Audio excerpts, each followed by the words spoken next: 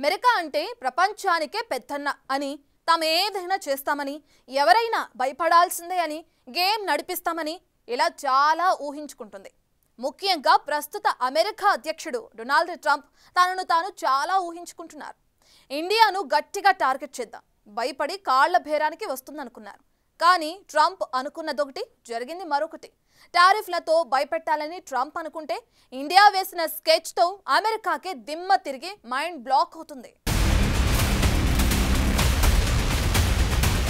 భారత్ పై America దారుణంగా 50% టారిఫ్లు వేసింది. దీన్ని ఎవరు ఊహించలేకపోయారు. ఎందుకంటే మోదీ ట్రంప్ వ్యక్తిగత ఫ్రెండ్షిప్ తో ఇండియా టారిఫ్ల నుంచి తప్పించుకుంటుందనుకున్నారు. కానీ ట్రంప్ లెక్కే వేరు కదా. అప్పటికప్పుడు మైండ్ లో ఏదో ఆలోచన వచ్చింది. వైట్ హౌస్ దగ్గర రిపోర్టర్లు పట్టి ఇండియాపై టారిఫ్ల గురించి అడగటం, వెనక ముందు ఏమీ ఆలోచించకుండా ఇండియాపై 25% సుంకాలన్నారు. ఆ మరుక్షణమే రష్యా నుంచి చమురు, ఆయుధాలు కొంటున్నారు కాబట్టి మరో 25% ఫైన్ అంటూ నోటికొచ్చినంత వేసేశాడు ట్రంప్. ఇతనికి తోడు మరో పెద్ద మనిషి, White House adviser Peter Navarro Trump తానా అంటే తందానా అంటాడు.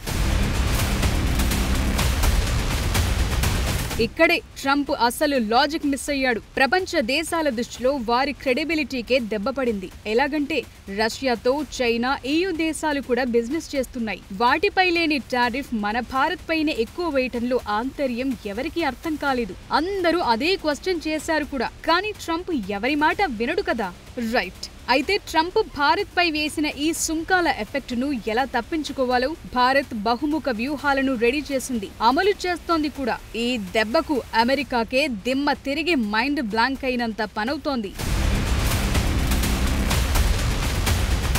అమెరికా టారిఫ్లు సహజంగానే అక్కడికి దిగుమతి వస్తువుల ధరలను పెంచుతాయి. దీంతో అమెరికన్ కస్టమర్స్ టెక్స్టైల్స్, ఆభరణాలు, సీఫుడ్ వంటి ఉత్పత్తుల కోసం ఎక్కువ ధరలు చెల్లించాల్సి వస్తుంది. 2024-25లో ఇండియా మొత్తం ఎగుమతులు $820 బిలియన్.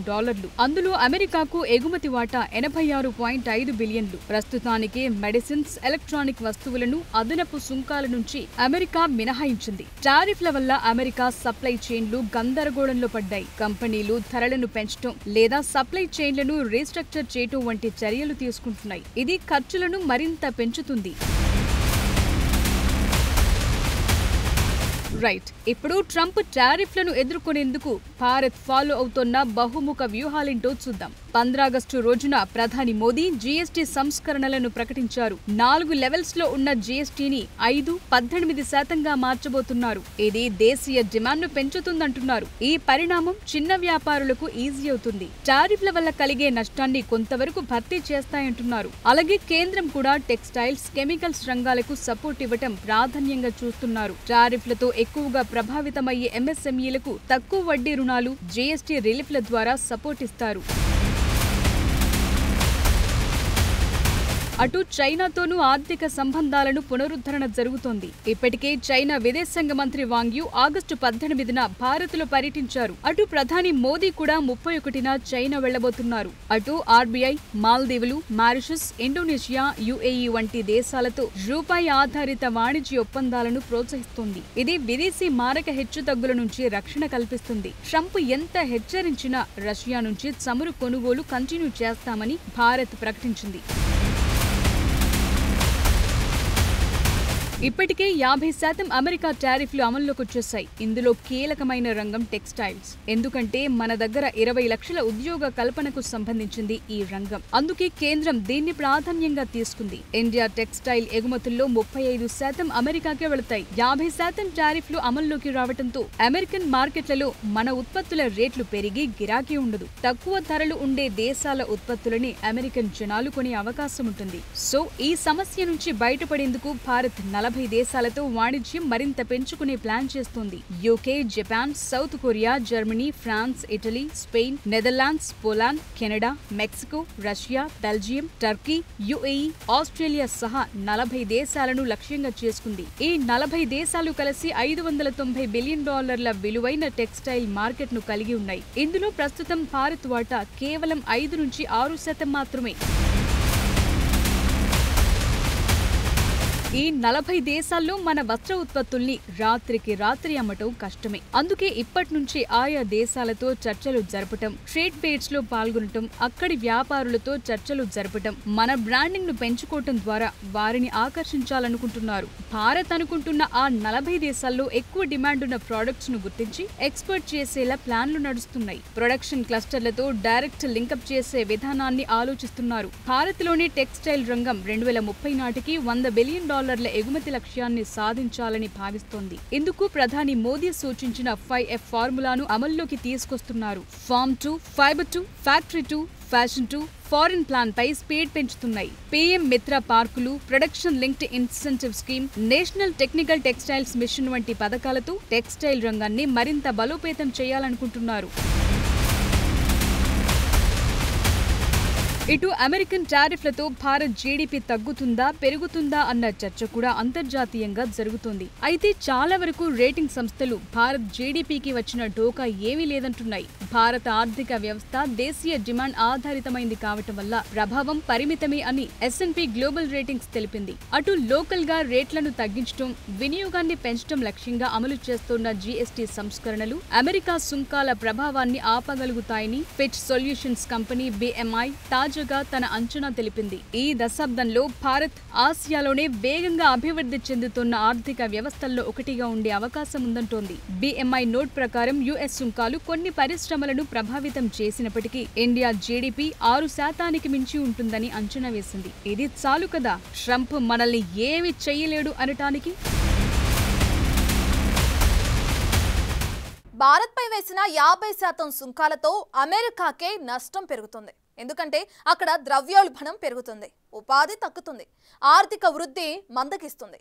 పైగా ట్రంప్ ఏదో అనుకుని టారిఫ్లు వేసినా లోపల భయపడుతున్నాడన్న చర్చ కూడా జరుగుతుంది. అందుకే మోదీని బుజ్జగించేందుకు గత వారం ఫోన్ ద్వారా ప్రయత్నించినా ప్రధాని అందుబాటులోకి రాలేదని జర్మన్ మీడియా వ్యవహారాన్ని బయటపెట్టింది. ట్రంప్ టారిఫ్లతో అమెరికా ఆటోమొబైల్ రంగంలో 900 మంది ఉద్యోగులను తొలగించారు. ఇది ట్రంప్ ఉద్దేశానికి చెక్ పెడుతుంది. దేశీయంగా తయారు చేయాలన్న లక్ష్యానికి వ్యతిరేకంగా రిజల్ట్ వస్తోంది.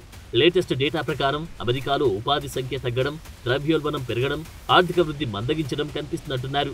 వాల్మార్ట్ సహా ప్రముఖ కంపెనీలు పెరిగిన టారిఫ్లను కస్టమర్లపై వేస్తున్నాయి, రేట్లు మార్చేస్తున్నాయి. దీంతో మన ఉత్పత్తులకు డిమాండ్ తగ్గుతుంది. అటు అమెరికన్ల అవసరాలు తీరడం లేదు.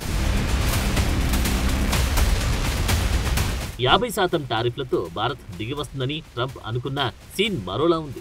మోడీ ఎక్కడా తగ్గకపోవడంతో ట్రంప్ కాస్త తగ్గాడంటున్నారు. ఇటీవలి కాలంలో మోడీతో మాట్లాడేందుకు ట్రంప్ 4 సార్లు ప్రయత్నించినా మోడీ ఆ కాల్స్ ను తీసుకోలేదని జర్మన్ మీడియా తాజాగా వెల్లడించడం సంచలనంగా మారింది. దోస్త్ అంటే దోస్త్, దుష్మన్ అంటే దుష్మన్, అదే ఫార్ములాతో మోడీ వెళ్తున్నారా అన్న చర్చ కూడా జరుగుతోంది. నిజానికి గతంలో ట్రంప్ తరపున మోడీ అమెరికాలో ప్రచారం చేశారు. అబ్ కీ బార్ ట్రంప్ సర్కార్ అని ఎన్ఆర్ఐలకు పిలుపునిచ్చారు. సీన్ కట్ చేస్తే 50% టారిఫ్లతో ఆ స్నేహానికి వాల్యూ లేకుండా పోయింది. ఇది ప్రధాని మోడీని చాలా హర్ట్ చేసిందంటున్నారు. భారత ఆర్థిక వ్యవస్థను ట్రంప్ డెడ్ ఎకానమీ అనడం మోడీకి ఏమాత్రం నచ్చలేదు. అందుకే ఏదైతే అదైంది, కఠినంగా ఉండాలని డిసైడ్ అయినట్లు చెప్తున్నారు. రష్యా నుంచి భారత్ చమురు కొనొద్దు, ఇదే టార్గెట్తో అమెరికా ఉంది. అయితే రష్యా నుంచి అమెరికా యురేనియం, యూరియా, ఇతర కెమికల్స్ జోరుగా కొంటూ బిజినెస్ బాగా చేస్తుంది. మరి మనం మాత్రం రేటు తక్కువగా వచ్చి రష్యా దగ్గర ఆయిల్ కొనొద్దనడం ఎక్కడి లాజిక్కో అర్థం కాని విషయం. పైగా మనం రష్యా దగ్గర పెట్రోలియం కొనడం వల్లే ఆ డబ్బులతో ఉక్రెయిన్ పై యుద్ధం చేస్తుంది అన్న దిక్కుమాలిన లాజిక్ ను వైట్ హౌస్ వినిపిస్తుంది. అసలు ఇందులో అర్థముందా? పైగా ఇది మోడీ యుద్ధం అంటున్నారు White House adviser Peter Navarro. Russia దగ్గర తక్కువకు చమురుకొని దాన్ని కొందరు భారతీయ సంపన్న వ్యాపార కుటుంబాలు రిఫైన్ చేసి వేరే దేశాలకు అమ్ముకుంటున్నాయన్న అక్కసును కూడా వైట్ హౌస్ వద్ద మనుషుల నుంచే వినిపిస్తున్నాయి. పైగా రష్యా నుంచి చమురు కొనుగోలును భారత్ ఆపేస్తే అమెరికా విధిస్తున్న సుంకాలను 25% తగ్గించొచ్చని సలహా ఇస్తున్నాడు వైట్ హౌస్ సలహాదారు. భారత్ తీరు ఆశ్చర్యంగా ఉందని, ప్రధాని మోడీ లాంటి పరిణతి చెందిన నాయకుడు ఎందుకిలా వ్యవహరిస్తున్నారో అర్థం కావడం లేదంటున్నారు. టారిఫ్ల భారం భారత్కు ఓ మేలుకొల్పు లాంటిదని, ఏ దేశంపైనా ఎక్కువగా ఆధారపడకూడదని ఆర్బీఐ మాజీ గవర్నర్ రఘురామ్ రాజన్ అంటున్నమాట. యుఎస్ తో వాణిజ్యం కొనసాగిస్తూనే యూరప్, అమెరికా వంటి దేశాలపైన ఫోకస్ పెట్టాలంటున్నారు. ఈ రోజుల్లో వాణిజ్యం, పెట్టుబడులు, ఆర్థిక అవసరాలు యుద్ధానికి ఆయుధాలుగా మారుతున్నాయన్నారు. నిజానికి తక్కువ ధరకు వస్తువులను దిగుమతి చేసుకుంటున్నందుకు అమెరికన్ జనమే బెనిఫిట్ పొందుతున్నారన్న విషయాన్ని ట్రంప్ ఎందుకు మర్చిపోయారు అన్న వాదన కూడా వినిపిస్తోంది. అంటే మా వాళ్ళు నష్టపోయినా పర్వాలేదు, భారత్కు మాత్రం బెనిఫిట్ జరగొద్దు. ఇదే ట్రంప్ నిర్ణయంగా కనిపిస్తోంది. మరోవైపు ట్రంప్ తీరును విపక్ష డెమోక్రాట్లు తీవ్రంగా తప్పుపడుతున్నారు. భారత్పై అంత పెద్ద మొత్తంలో సుంకాలు విధించడం కరెక్ట్ కాదని డెమోక్రాట్ విదేశీ వ్యవహారాల కమిటీ కౌంటర్ ఇచ్చింది. చైనా కూడా రష్యా నుండి పెద్ద మొత్తంలో ముడి చమురును కొనుగోలు చేస్తుందని, ఆ దేశంపై అమెరికా ఇలాంటి చర్యలు ఎందుకు తీసుకోవడం లేదని ట్రంప్ ను ప్రశ్నించింది. అధ్యక్షుడి నిర్ణయం అమెరికా ప్రజల్ని కూడా బాధిస్తుందన్నది. అమెరికా విధించిన తాజా సుంకాలు $48.2 బిలియన్ విలువైన ఎగుమతులపై ప్రభావం చూపిస్తాయని భారత్ అంచనా వేస్తుంది. అందుకు తగ్గట్లు ఆల్టర్నేట్స్ చూసుకుంటుంది.